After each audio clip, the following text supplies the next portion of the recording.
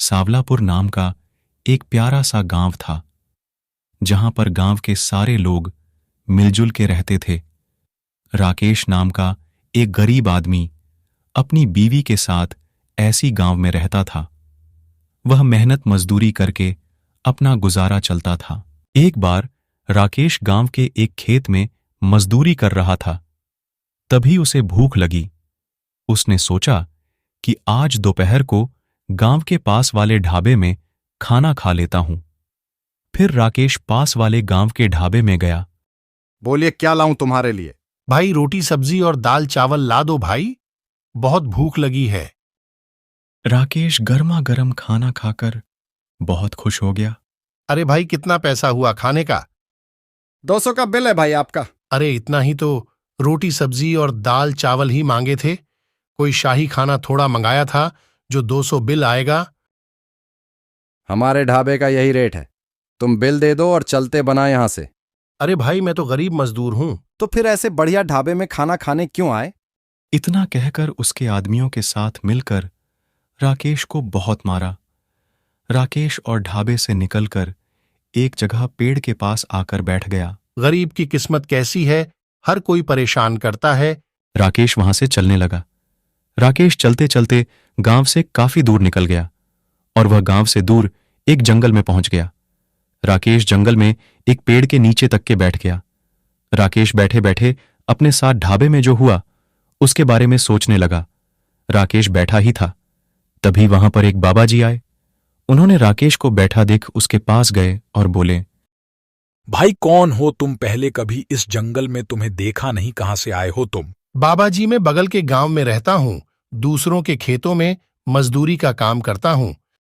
फिर राकेश ने आज जो हुआ उसके बारे में बाबा जी को बताएं और इस वजह से दुखी होकर वह जंगल की तरफ आ गया।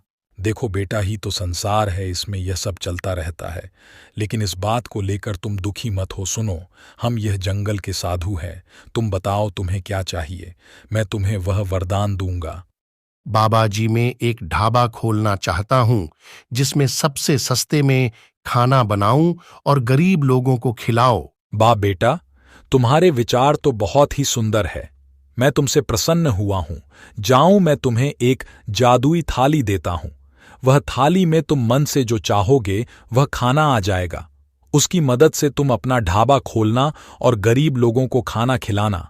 यह लो बेटा, यह थाली ले जाओ और तुम खाना खिलाने का दाम 5 ही रुपए रखना और कभी दाम मत बढ़ाना। जब भी तुमने लालच करके खाने के दाम बढ़े तो यह थाली खाना देना बंद कर देगी। राकेश और थाली को लेकर खुश होते हुए घर की तरफ निकल गया। राकेश को आते देख उसकी बीवी खुश हो गई, लेकिन उसके हाथ में थाली को देखकर वह सोच में पड़ गई। अरे किसके थाली ले आए आप? तुम अंदर चलो, मैं तुम्हें सब बताता हूं। फिर राकेश ने आज पूरे दिन की कहानी उसकी बीवी को बताई और साथ में साधु बाबा की बातें भी बताई। सुनकर उसकी बीवी खुश हो गई।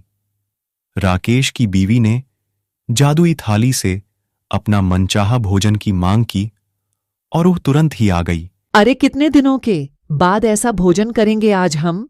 फिर अगले दिन से ही राकेश और उसकी बीवी अपने घर के पास ढाबा बनाने की तैयारी में लग गए और उसकी बीवी ने अपने घर के पास ढाबा रेडी कर दिया।